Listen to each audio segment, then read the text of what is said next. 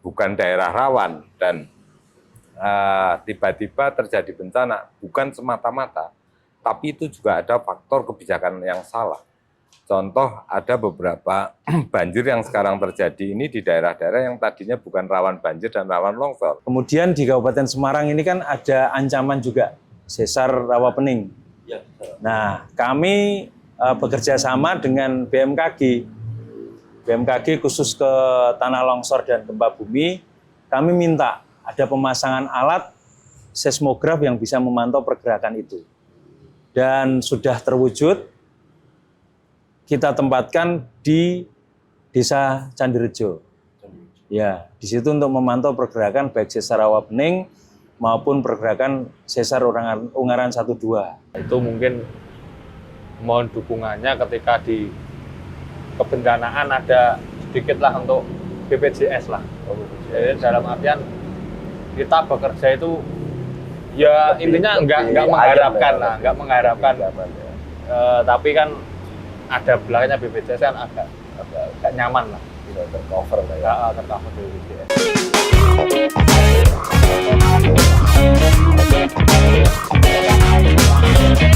Assalamualaikum warahmatullahi wabarakatuh.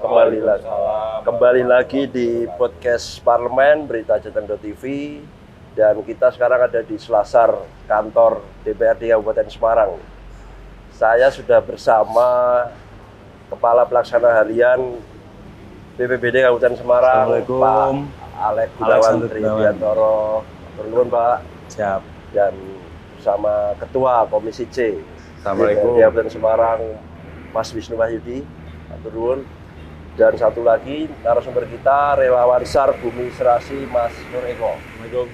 Nah, ini tentu kalau melihat seragamnya Pak Alek ini, tentu kita akan membahas soal antisipasi bencana di Kabupaten Semarang, Pak. Nah, saya ke Pak Alek dulu nih. Dari data BPBD, Pak, selama tahun 2025 berjalan ini sudah berapa kejadian bencana nih? Ya. Apalagi mengingat sekarang musim hujan, dan bencana apa sih yang paling banyak terjadi gitu, Pak? Ya. Baik, terima kasih. Terkait dengan kondisi kebencanaan di Kabupaten Semarang sampai dengan saat ini, per tanggal 27 November jam 7 pagi tadi, kita sudah ada data 309 kejadian yang didominasi terkait dengan kejadian tanah longsor. Terjadi sebanyak 86 kejadian tanah longsor yang tersebar di wilayah-wilayah yang rawan bencana longsor di Kabupaten Semarang. Oke. Kalau melihat kondisi geografis Kabupaten Semarang ini kan banyak perbukitan, Pak ya, pegunungan. Wilayah-wilayah mana saja yang paling rawan bencana ini, Pak?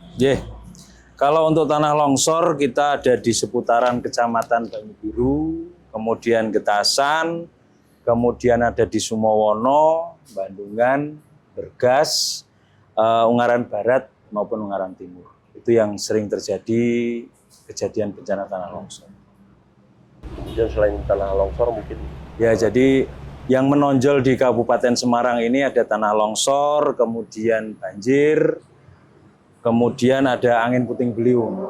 Kalau banjir itu sifatnya kan hanya limpasan.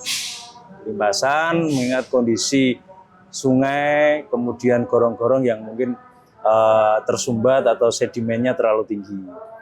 Namun demikian ketika terjadi banjir itu selang beberapa saat sudah kembali normal. Hanya beberapa titik khususnya ada di wilayah Ungaran Timur kemarin, tepatnya di wilayah Sidosari itu memang kondisi jembatannya terlalu sempit, sementara debit airnya tinggi, sehingga kami dari pemerintah daerah itu melalui DPU sudah melakukan pemugaran.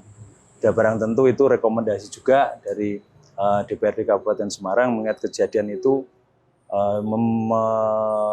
waktunya juga berkelanjutan. Maka ini sudah diperbaiki dan sekarang sudah jadi.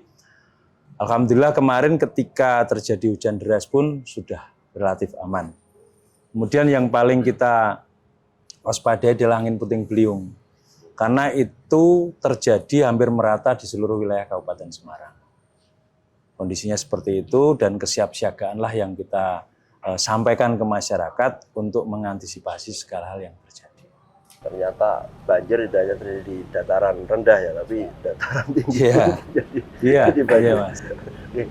Pak, kalau dilihat kemarin kan sudah ada apel yang dipimpin oleh Pak Bupati gitu. Sejauh mana kesiapsiagaan jajaran BPBD ini dan mungkin koordinasi dengan instansi yang lain dalam mempersiapkan antisipasi terutama musim hujan saat ini, Pak?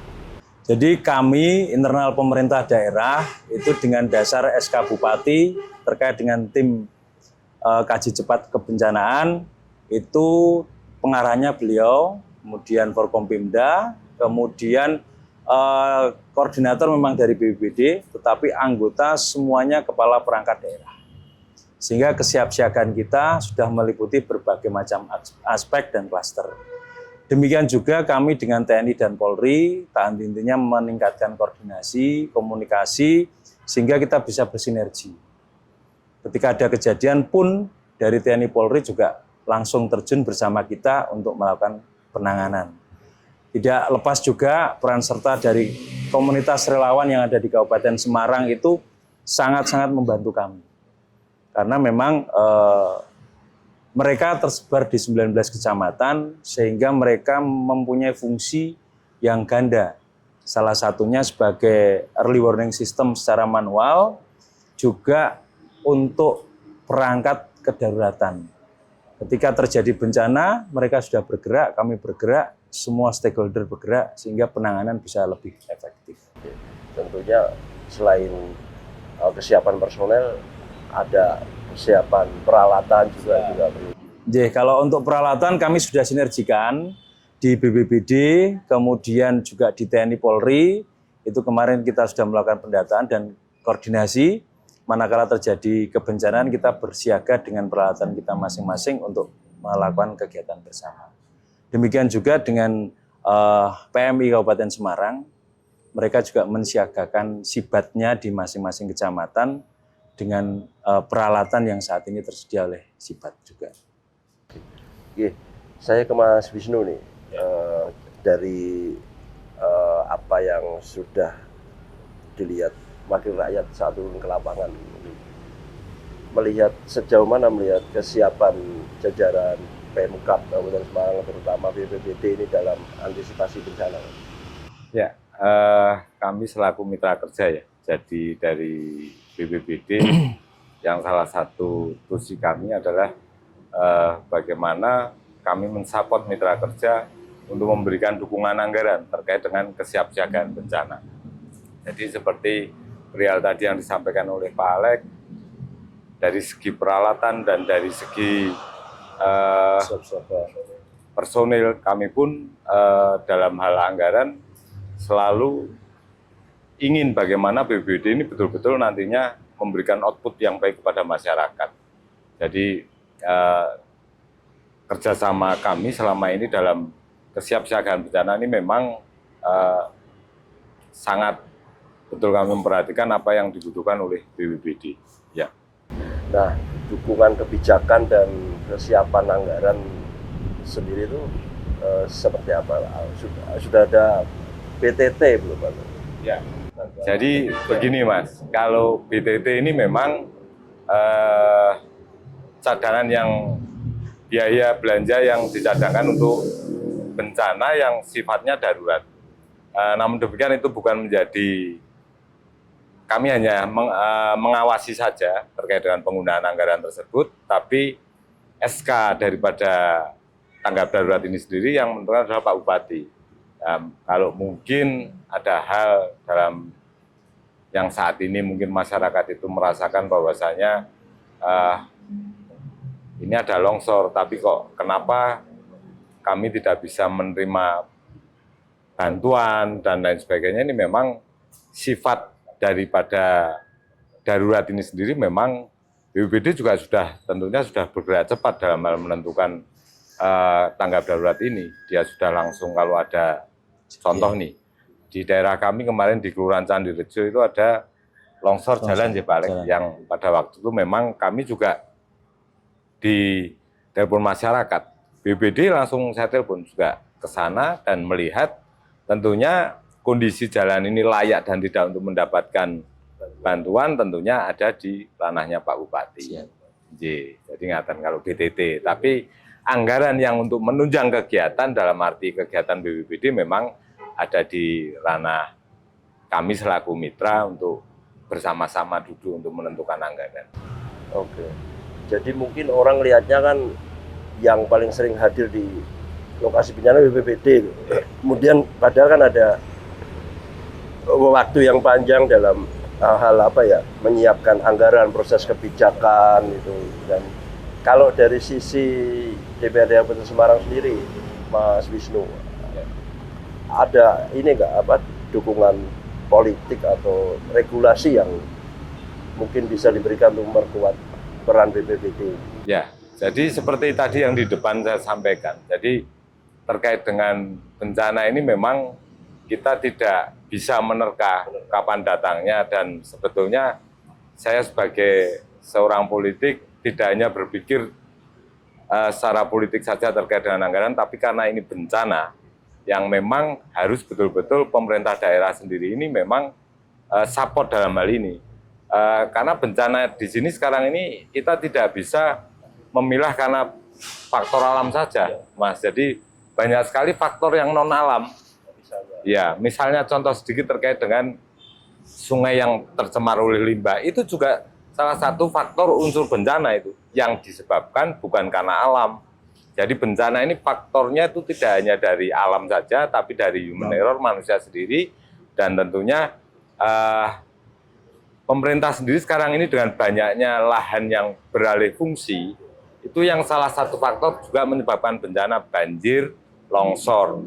Jadi adanya mungkin tadi banjir yang disebutkan Pak Alek itu adanya sedimen yang tinggi, adanya kalau jenengan tadi matur bahwasanya kok di tempat tinggi ada batu. Loh, betul, ini realitas sekali. Jadi karena sungai daerah resapan air berkurang. Ya betul. Jelas, jadi ya? alih fungsi lahan ini juga tentunya menentukan bencana juga salah satu faktor. Maka dari itu saya sebagai seorang politik tentunya berharap kebijakan-kebijakan ke depan terkait dengan tata ruang dan lain sebagainya tentunya betul-betul dipikirkan, saya kira itu.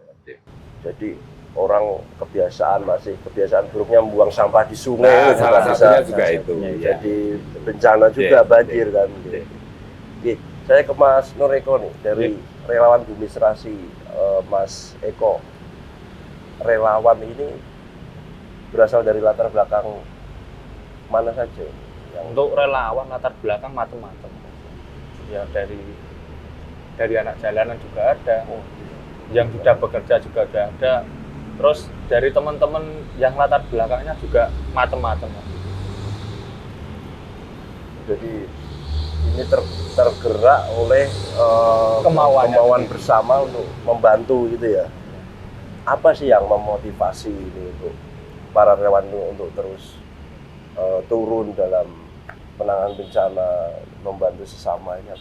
Ya mungkin apa ya, kemungkinan Mas dari diri sendiri dulu. Nah, kemauan kita untuk menolong sesama, dan itu terus kita sama-sama teman-teman ngajak dulu, terus ya intinya dari diri kita sendiri juga mau menolong sesama. Kalau boleh dihitung jumlahnya sampai berapa? Kalau dari relawan Bumi Serasi sendiri atau dari kami Sar Bumi Serasi mungkin yang aktif 50. Tapi untuk di relawan Kabupaten Semarang hampir 1.000. 1.000. Ya. Pernah kita dikumpulkan dengan BPBD, itu kita ngobrol bareng, itu yang hadir 1.000-an. Oke. Kemudian kan sejauh mana ini koordinasi dengan instansi terkait dalam penanganan bencana ini? Kalau untuk koordinasi, kita tetap menjalin koordinasi dengan BPBD, dengan Pak Alek. Itu sama seperti halnya kemarin di Cilacap ya Pak. Cilacap kami punya inisiatif untuk membantu yang di Majenang itu, kita koordinasi dengan BPBD, dan alhamdulillah juga mendapatkan support untuk keberangkatan kita ke sana. Jadi tetap koordinasi dengan BPBD ya. Luar biasa juga peran teman-teman relawan ini. Pak Alek, ini kalau bicara bencana kan tidak hanya apa langkah yang dilakukan setelah bencana terjadi, tapi tentunya ada langkah-langkah preventif gitu. Mungkin bisa diceritakan sejauh mana mitigasi bencana yang dilakukan di Kabupaten Semarang ini, apa yang sudah dilakukan ini? Misalnya apa mungkin edukasi ke masyarakat atau gimana? Baik, terima kasih Mas. Jadi paradigma penanganan bencana sekarang sudah berubah. Kalau dulu kan sifatnya reaktif. Ketika terjadi bencana kita baru bergerak. Tetapi saat ini sudah diberubah paradigmanya menjadi preventif. Artinya kami mendapatkan arahan juga, program yang kita susun juga, kemudian ada direct dari pusat, itu intinya adalah memperbanyak bagaimana kita kesiapsiagaan masyarakat. Nah, bentuk kesiapsiagaan itu kita wujudkan dengan pembentukan desa tangguh bencana, dengan pembentukan kecamatan tangguh bencana, terus kemudian juga kita bersama-sama dengan komunitas relawan itu selalu melakukan latihan-latihan. Kemudian kita juga memunculkan satu ide di mana di Kabupaten Semarang ini kan banyak perusahaan. Nah, sehingga kita bisa bekerja sama dengan Dinas Tenaga Kerja, membentuk klaster siaga darurat bencana di lingkungan industri. Harapannya ketika industri bersiap, otomatis masyarakat di sekitar dunia industri itu akan mendapatkan imbas. Ada satu perusahaan dengan sukarela mereka mendirikan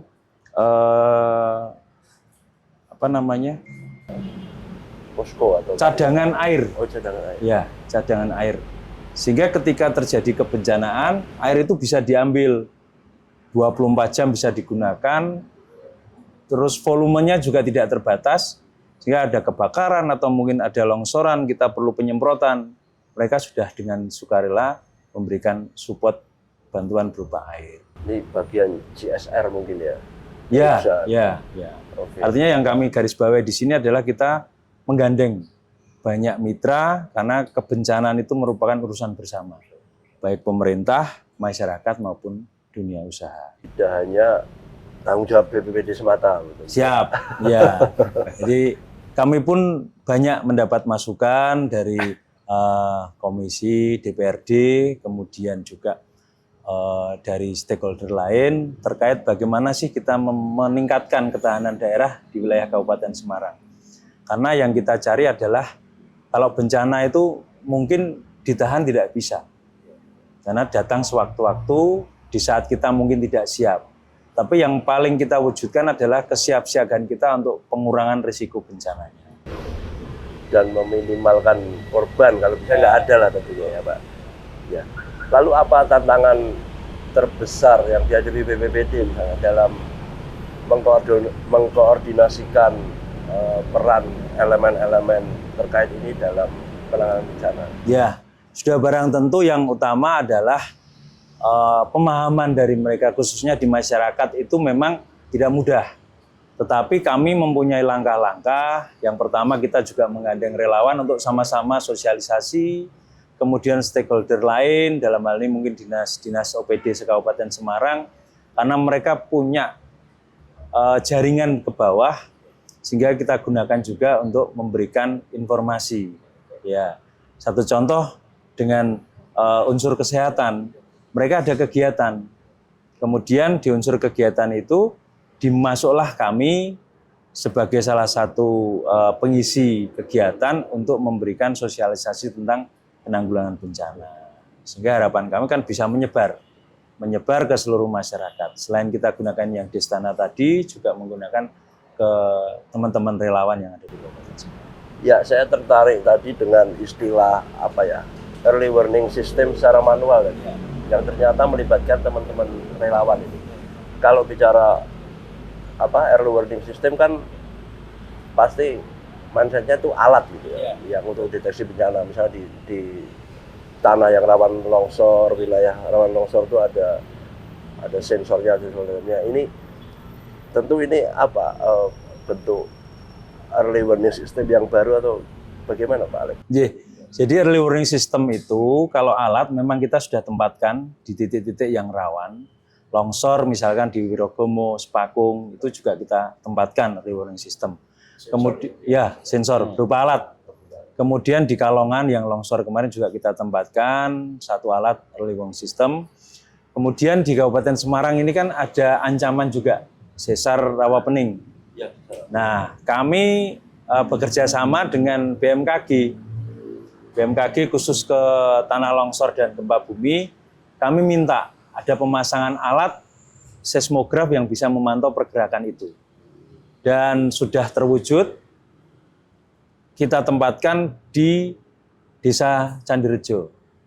Ya, di situ untuk memantau pergerakan baik sesar rawa pening maupun pergerakan sesar Ungaran 1-2.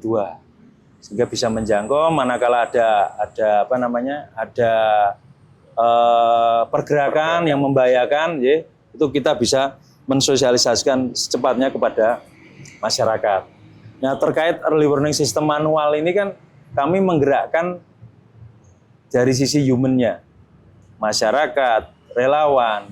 Kami harapkan mereka peduli dengan lingkungannya. Satu, kita arahkan untuk memahami, ini ada nggak wilayah mereka itu yang memang rawan bencana. Kemudian dari rawan itu kita kira resikonya apa. Nah, kemudian kita arahkan untuk yuk bareng-bareng menyusun rencana penanggulangannya seperti apa sampai dengan kita melakukan simulasi atau latihan. Begitu. Jadi yang alat tadi kira-kira jumlahnya ada berapa, Pak? Dan apakah sudah tersebar di seluruh wilayah yang rawan bencana? Jadi kita memisahkan rawan itu longsor, banjir, ya, kemudian angin puting beliung itu sudah ada. Jadi titik-titik yang memang rawan longsor itu sudah kita tempatkan. Kemudian rawan banjir itu ada di seputaran Kalituntang dan sebagainya itu juga kita sudah tempatkan. Angin puting beliung ada di wilayah selatan terutama itu juga ada. Jadi saat ini kita ada early warning system sebanyak 8 titik. Dan itu sudah cukup atau jauh dari kata cukup? Ya kalau untuk saat ini kita bicaranya kurang, ya masih kurang, hanya titik-titik yang super rawan lah. Ya yang paling rawan. Ya paling rawan kita dahulukan dulu. Oke. Pak Wisnu, bagaimana Dewan melihat sinergi antara BPBD dengan instansi terkait ditambah peran para relawan yang tadi dalam mitigasi dan penanganan bencana? Ya, kalau saya melihat BPBD sebenarnya luar biasa. Jadi sekarang ini contoh ya, dengan pihak-pihak terkait seperti Damkar contoh, yang dinas kebakaran ini memang BPBD pun sering hadir di sana. Manakala sapot air yang dibutuhkan kurang, BPBD juga langsung tanggap ke sana. Jadi memang selama ini memang saya lihat kerjasama antara BPBD dengan OPD-OPD lain yang dalam hal ini seringkali kerjasama ini saya lihat dengan di Satpol PP dan Dinas Kebakaran itu sendiri. Jadi memang manakala terjadi kekurangan air dan sebagainya ini saling membutuhkan. Ini yang terjadi juga sapot ini yang dilakukan oleh BPBD. Jadi ya memang BPBD pun juga demikian. Tanpa dukungan stakeholder yang lain dalam hal kesiapsiagaan bencana, mitigasi bencana tentunya juga tidak bisa sendiri begitu. Oke. Dan kira-kira mengapa kolaborasi antara semua pihak ini menjadi penting? Karena seperti yang disebutkan tadi, bukan soal bencana bukan hanya tanggung jawab BPBD. Iya betul. Iya. Karena apa? Personel yang terbatas atau gitu. Iya.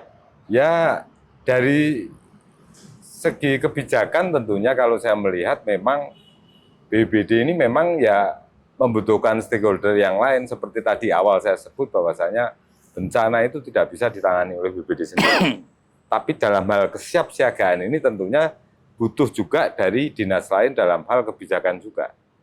Tanpa kebijakan ini pun pastinya tiba-tiba di sana ada longsor yang tadinya menurut Pak Alek itu mungkin di sana aman-aman saja. bukan daerah rawan dan tiba-tiba terjadi bencana, bukan semata-mata, tapi itu juga ada faktor kebijakan yang salah. Contoh, ada beberapa banjir yang sekarang terjadi ini di daerah-daerah yang tadinya bukan rawan banjir dan rawan longsor.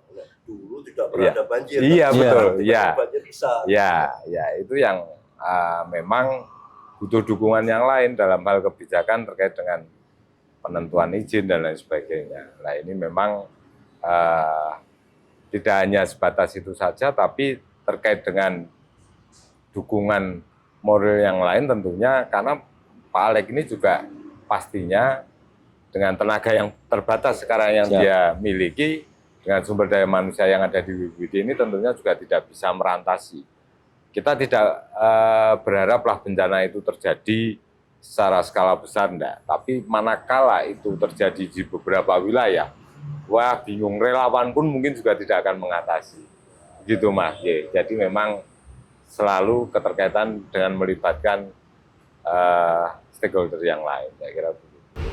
Nah, bicara tentang bencana yang terjadi karena ulah manusia lah tadi. Mungkin maraknya alih fungsi lahan gitu ya, atau pembangunan yang masif di lahan hijau ini mungkin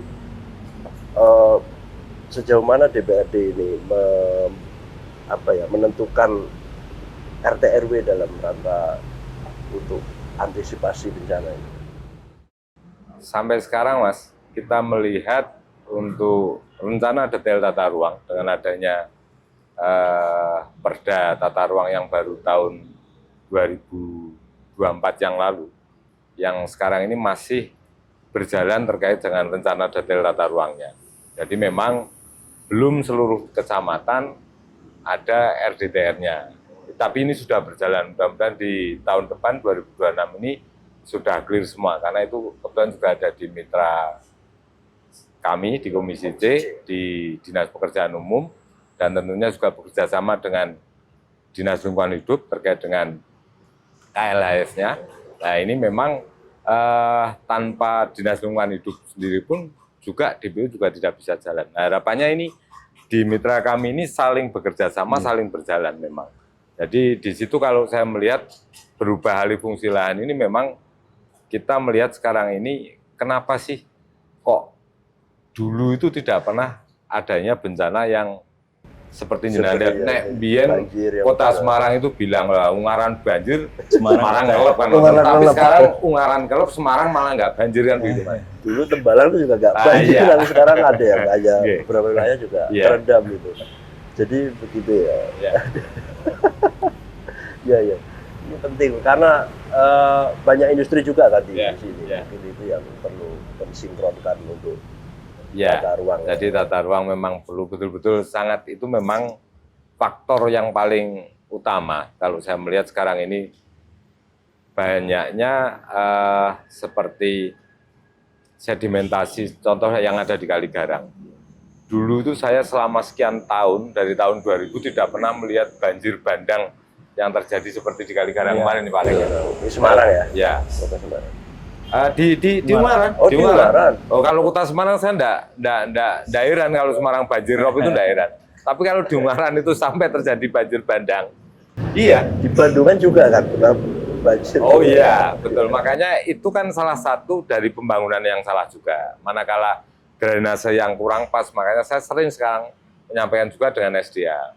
Bagaimana penata perkotaan yang sekarang ini kurangnya banyaknya rumah, tapi tidak diimbangi dengan drainase yang baik.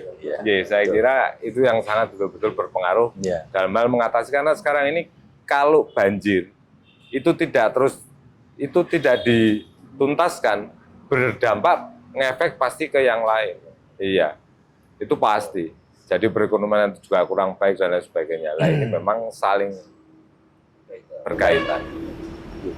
Mungkin Mas Wisnu saat turun ke bawah menemui konstituen, menemui masyarakat misalnya, bagaimana sih caranya mengajak masyarakat ini untuk lebih aware, lebih siap dalam menghadapi bencana, tidak hanya menunggu dibantu pemerintah, ditangani oleh pemerintah itu? Ya, saya juga berterima kasih kepada BPBD. Memang selama ini juga kami sering diajak dalam hal terkait dengan Sosialisasi. Destana. Desa Tangguh Bencana itu Komisi C hadir di sana. Nah, di situ kami diberi kesempatan juga untuk menyampaikan bagaimana kesiagaan bencana ini, masyarakat harus seperti apa. Jadi setelah mereka dilatih, setelah mereka dibina oleh BPBD untuk bagaimana nanti bila mana terjadi bencana untuk mengantisipasinya, di situ kami juga menyisipkan kata-kata yang sering kami sampaikan, yo ini hanya pelatihan, ini hanya kesiapsiagaan, tapi paling tidak kita berharap tidak ada corone piye kan ngoten. Ya, saya satu hal yang saya sampaikan kepada masyarakat desa, masyarakat di Kabupaten Semarang tentunya bagaimana juga memberikan masukan kepada kami manakala ada pelanggaran-pelanggaran. Nah, pelanggaran ini pastinya juga terkait kebijakan pemerintah, karena unsur bencana itu bukan dari ulah alam saja, karena awalnya pasti dari ulah manusia yang iya. Sekarang ini wis nemen komen wis. Iya betul. Gitu. Betul. Salah satu fungsi Iya. dewan itu fungsi pengawasan. Iya. Jadi saya sampaikan ke masyarakat bagaimana mereka harus bekerja sama juga. Nah, kalau BPBD sudah memberikan pelatihan terkait mitigasi, sudah sampaikan semua, apapun sudah disampaikan, tergantung lagi kepada manusianya lagi. Bisa nggak dia merawat alam? Iya. Kalau alam ini saya kira kita jaga, kita rawat juga, alam juga memberikan sesuatu yang baik, saya kira juga begitu, ya, manfaat yang baik. Nah, sekarang kalau terjadinya bencana itu tidak hanya banjir saja tadi, kebakaran hutan, itu juga suatu bencana. Bencana. Nah, sekarang ini kalau ada kebakaran hutan, Pak Alex juga bingung. Karena itu juga ada di ranah BPD, mesti relawan nanti. Nah, yang sering terjadi kebakaran hutan ada di daerah Getasan. Ya, di lereng Gunung. Ya, itu memang, itu yang sekarang ini memang masyarakat harus paham betul. Jadi, bencana itu tidak datang serta-merta, tapi bagaimana kita bersinergi dengan alam dan mengembalikan alam ini paling tidak, ya merawatlah. Ya, kesiapsiagaan pemerintah daerah dalam hal ini tentunya tidak hanya di BPBD, tapi di Dinas Lingkungan Hidup juga kami juga memberikan harapan bagaimana terkait dengan seperti contoh kita memberikan anggaran kegiatan belanja untuk membeli bibit-bibit tanaman dan lain sebagainya, reboisasi, penghijauan. Itu tidak hanya di hutan, tapi di perkotaan ini paling tidak satu kantor begini di dinas itu bagaimana di situ ada pohon. Ya, paling tidak itu satu titik itu aja ya. Agar oksigennya juga lebih banyak. Betul. Ya. Oke, sebelum kita lanjut ngobrolnya ini, Ya. kita nikmati dulu. Oh iya, kopinya jadi sama. dilihat terus nih Mas. Oh,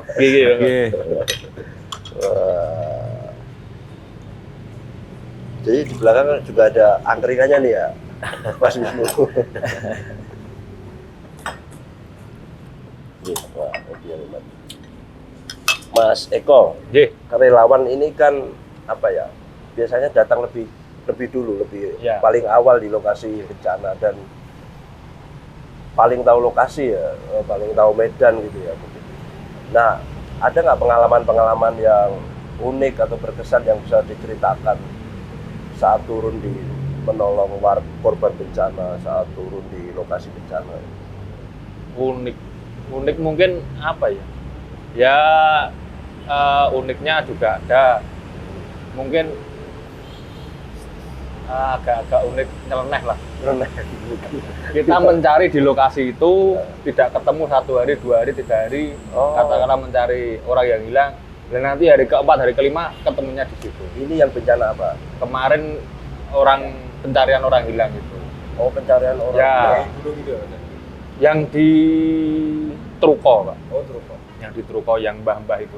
Kita sudah Di sisir di gunung, situ. maksudnya, Truko itu di mana? Truko itu di wilayah Banca. Oh, Banca. Ini. Oh, itu pegunungan lah ya. Ya dataran. Dataran. Ya.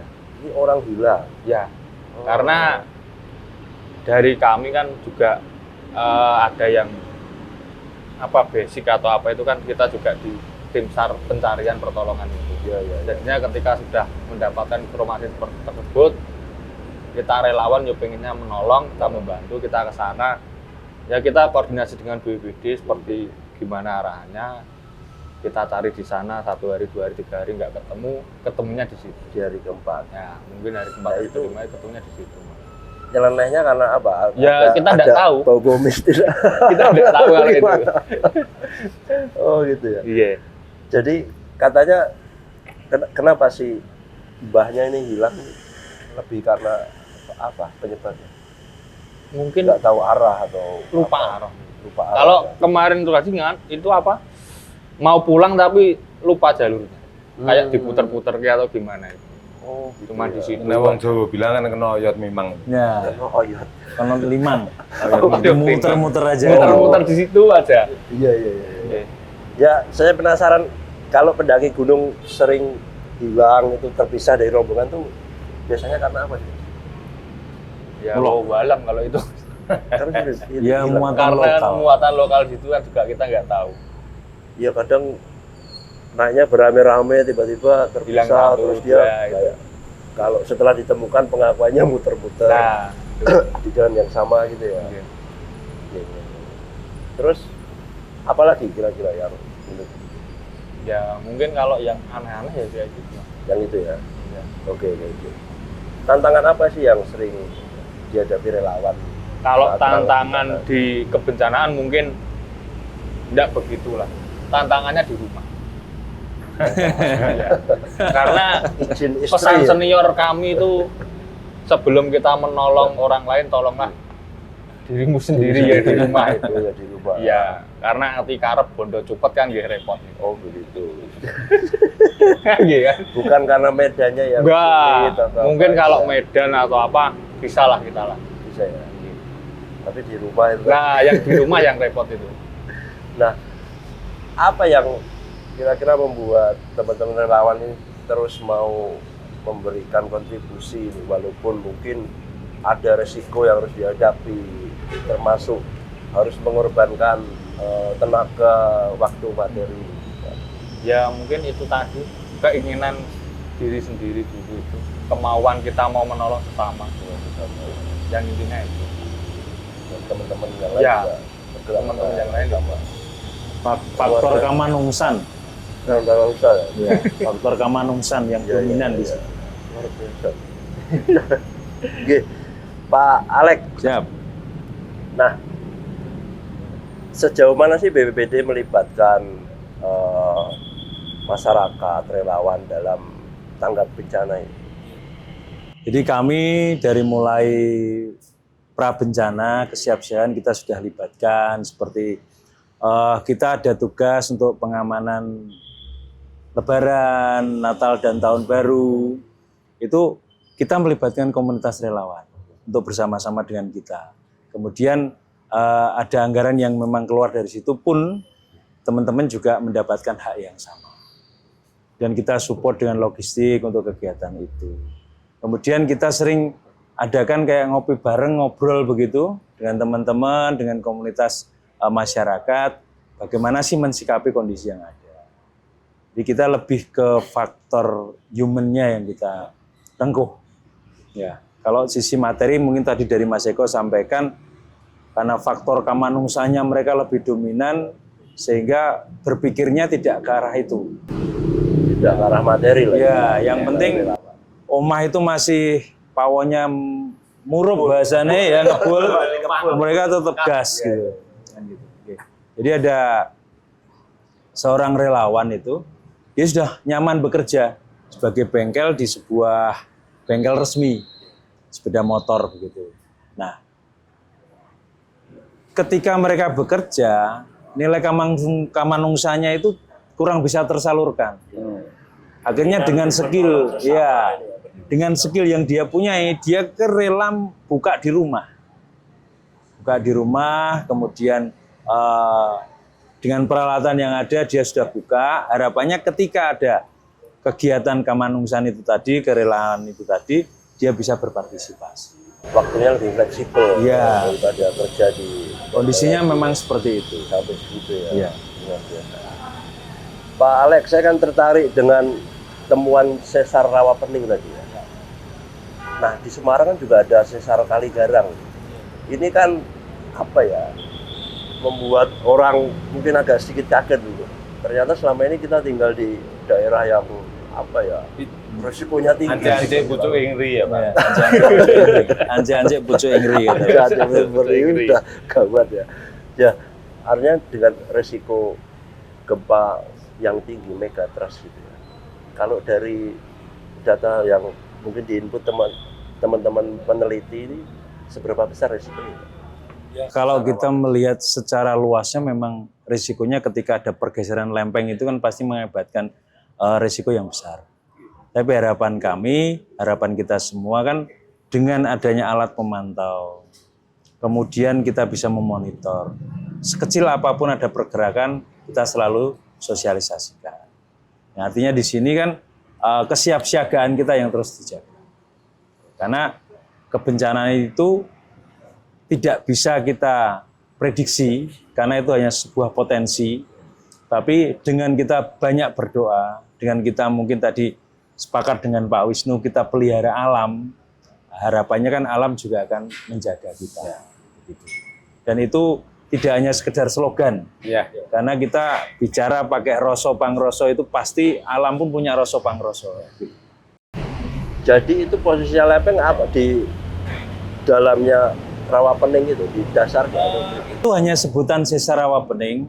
Untuk lebih pastinya kan memang ada semacam garis patahan. Ini saya sebagai orang awam tentu. Iya.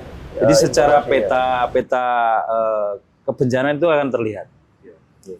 Akan terlihat tidak tepat di dalam rawa pening tidak. Tetapi juga mendekati rawa pening. Maka sebutannya ada sesar rawa pening. Tapi posisi titik persisnya itu bisa ya di seputaran rawa pening. Maka kami bersama dengan komisi waktu itu juga melakukan sosialisasi di sana. Kecamatan yang ada di wilayah rawa pening itu plus desa-desa kita kumpulkan. Kita kumpulkan dengan program yang sudah disupport oleh pimpinan maupun dari dewan, kita gunakan untuk sosialisasi. Dan kami juga mendapatkan support dari dewan, terjun langsung ke lapangan untuk memberikan sosialisasi juga. Penekanan kepada masyarakat untuk terus waspada begitu. Jadi waspada, masyarakat apa disosialisasikan, apa tanda-tanda awal ketika amit-amit nanti potensi bencana itu akan terjadi gitu ya? Ya, jadi yang kita sampaikan adalah satu, kerawanannya. Kemudian yang kita praktekkan adalah manakala itu terjadi kita harus bagaimana. Tanda-tandanya. Ya, kalau tanda-tanda mungkin warningnya dari kami, masyarakat itu kan hanya merasakan. Tapi ketika ada gerakan, kami dapat info dari BMKG untuk kita sampaikan kepada masyarakat. Maka sesuai arahan juga kita siapkan jalur komunikasi menggunakan HT. Ya, di komunitas itu, di kecamatan, di desa, sehingga juga mempercepat proses. Dan desa ini ke masyarakat yang desa-desa yang terdekat itu ya, posisi sesar itu ya. Jadi sesar itu ada di wilayah mana, tepatnya itu kan tidak mungkin akan kita ketahui secara detail, karena ada di kedalaman. Ini perkiraan aja ya? Ya, perkiraan, kemudian wilayah di sekitaran itulah yang kita optimalkan untuk kesiapsiagaannya. Dan yang tidak kalah penting mungkin itu alat early warning sistemnya itu perlu segera dipasang ya Pak? Perlu dukungan anggaran. Pak, kalau terjadi bencana misalnya masyarakat mau lapor BPBD itu ada nomor hotline-nya nggak? Ada. Kami itu siaga 24 jam selama 7 hari. Kemudian kita ada nomor yang senantiasa hidup, itu di WA. Ya. Sebutkan nomornya nih. Jadi masyarakat tahu mungkin kalau terjadi bencana butuh bantuan harus melapor kemana gitu. Ya, kita ada di WA di 0812 3333 8119. Saya ulangi 0812 3333 8119. Itu WA posko yang standby 24 jam. Kemudian kemarin kita juga disupport dengan anggaran untuk membuat semacam satu sistem. Ya, di 2025 ini nanti sudah bisa terselesaikan dan akan kita launching sehingga mempermudah masyarakat manakala ada kejadian bencana bisa melaporkan. Sistem itu kita upload nanti di Play Store.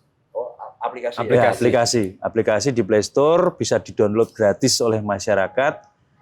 Metodenya melaporkan juga bisa, mencari data juga bisa, yang memang kita peruntukkan bagi masyarakat untuk bersiap-siap.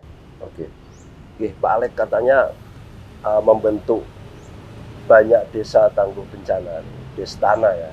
Ada berapa dan penguatan apa yang dilakukan ke masyarakat desa di Destana? Ya, jadi kita itu ada 235 desa kelurahan. Kemudian kami juga senantiasa diskusi, mohon arahan juga pimpinan dan dewan terkait dengan bagaimana percepatan pembentukan Destana. Nah, selain kita ada anggaran, juga kita berkoordinasi dengan LLDikti.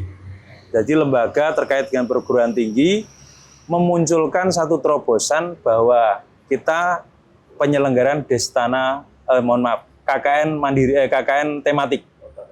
Ya, KKN tematik dengan tema kebencanaan. Terakhir kami laporkan juga kepada Pak Wisnu bahwa Kabupaten Semarang sudah punya 28 Destana. Ya. Kemudian dengan KKN tematik itu sekarang ini sudah menjadi 90 Destana. Jadi ada lonjakan yang memang tinggi, terbantukan sekali. Maka kita senang dengan LLDikti ini menjalin satu kerjasama. Kondisinya seperti itu. Oke. Mas Wisnu, ada nggak dukungan dari Dewan dalam apa ya? Mungkin memperbanyak alat early warning system terutama untuk antisipasi sesar rawa pening tadi. Ya, yang jelas kami apapun yang menjadi prioritas BPBD untuk kepentingan masyarakat, saya kira kami siap. Nah, semua ini tergantung tentunya dengan kemampuan keuangan daerah. Bagaimana nanti kepala daerah memberikan dukungan anggaran kepada BPBD, tentunya kami siap juga mendukung. Ya, tentunya ya memang ada beberapa catatan-catatan kami untuk ke BPBD. Sering sekali kami memberikan masukan kepada BPBD bagaimana. Contoh seperti tadi ini, salah satu inovasi yang dilaksanakan oleh BPBD sangat luar biasa. Jadi bagaimana merangkul mahasiswa yang sekarang ini KKN di desa-desa. Bagaimana yang di desa ini supaya dia melaksanakan kegiatan untuk mensupport dukungan Destana. Nah, jadi karena anggaran Destana ini juga tidak sedikit kalau diperlukan untuk beberapa desa yang ada di Kabupaten Semarang ini yang cukup banyak, dari 235 desa kelurahan tadi itu memang anggaran luar biasa. Tapi inovasi yang dilakukan Pak Alek ini ternyata luar biasa ya, luar biasa. Jadi memang harus ini saya kira selain daripada yang kita miliki pemerintah daerah untuk memberikan support anggaran ke BPBD untuk penanggulangan bencana, tentunya juga inovasi-inovasi dari BPBD tentunya kami juga berharap ke depan semakin karena zaman ini semakin canggih. Seperti tadi yang disampaikan, dengan digitalisasi era digital, ternyata Pak Alek ini sekarang juga sudah mulai mempunyai aplikasi yang bisa dinikmati masyarakat. Jadi masyarakat nantinya bisa memperoleh informasi apapun terkait kebencanaan, tentunya lapor dan lain sebagainya. Karena laporan sekarang ini memang model web aja, apalagi sekarang on call nomor kayak dulu itu sudah enggak ada. Telepon umum mesra masalah ini. Sekarang semuanya sudah serba aplikasi. Nah, terus apa yang perlu diperbaiki nih dari sinergi antar instansi dalam penanganan bencana nih agar lebih solid lagi, agar lebih bergeraknya lebih intensif lagi? Ya itu satu hal itu tadi, Mas. Jadi kalau menurut saya dukungan daripada OPD yang lain kepada kebencanaan BPBD ini tentunya ya satu hal itu saja, kebijakan. Sudah. Ya. Dan kalau dia mau mendukung tentunya dengan relawan dan lain sebagainya dinasanya kan tidak mungkin. Tentunya yang berkaitan, yang khususnya ada di Mitra Komisi C ya yang sangat mendukung, karena Pak Alex ini sebetulnya juga salah satunya juga memberikan rekomendasi juga loh terkait kebencanaan. Ya toh Pak, betul. untuk wilayah yang nantinya B3. ya, tapi sayangnya kok hanya limbah B3 toh, nggak ada yang lain gitu loh. Lah BPBD itu sebetulnya ora ono hubungannya BB3 kan gitu kan. Lah tapi oke aturan Mas gitu. Begitu. Pak Eko, gitu. Apa sebenarnya yang paling dibutuhkan relawan nih dari instansi terkait, contohnya BPBD, agar bisa bekerja lebih optimal di lapangan? Mungkin untuk dari instansi, mungkin kami ketika di kebencanaan kan ada teman-teman yang latar belakangnya tidak kerja. Nah itu mungkin mohon dukungannya ketika di kebencanaan ada sedikit lah untuk BPJS lah. Jadi dalam artian kita bekerja itu ya intinya nggak mengharapkan lah, nggak mengharapkan. Tapi kan ada belakangnya BPJS kan agak nyaman lah. Tidak tercover lah ya. Tercover BPJS itu agak nyaman. Oke. Kita sudah sampai penghujung acara. Nah, sebelum kita tutup mungkin saya minta closing statement dari masing-masing narasumber untuk terkait tema kita antisipasi bencana di Kabupaten Semarang. Mulai dari Pak Alex dulu. Monggo Pak. Kalau saya satu hanya berpesan saja terkait dengan memayu hayuning bawono. Jadi bagaimana kita bersinergi mencintai alam, yang pasti alam ini juga akan memberikan segala sesuatu imbal balik kepada kita. Jadi yang selama ini memang ya itu yang dirasa oleh generasi-generasi sekarang ini sudah mulai pudar. Jadi memayu hayuning bawono ini saya kira salah satu unsur yang bagaimana kita bersatu dengan alam dan mencintai alam, yang nantinya alam pun imbal baliknya juga mencintai kita. Saya kira itu saja Mas. Pak Alex. Dalam kondisi alam seperti ini, masyarakat tidak perlu khawatir, tidak perlu istilahnya takut. Intinya terus tingkatkan kewaspadaan. Pemerintah dan stakeholder lain berkolaborasi untuk menjaga stabilitas wilayah supaya menjadi lebih baik. Mas Eko, monggo. Mungkin kalau dari kami kita jaga alam, alam pasti jaga kita. Saya ucapkan terima kasih untuk masing-masing narasumber ngobrol-ngobrolnya di podcast Parlemen, dan itu tadi ngobrol-ngobrol kami, dan kita akan ketemu di episode podcast Parlemen berikutnya. Wassalamualaikum warahmatullahi wabarakatuh. Waalaikumsalam warahmatullahi wabarakatuh.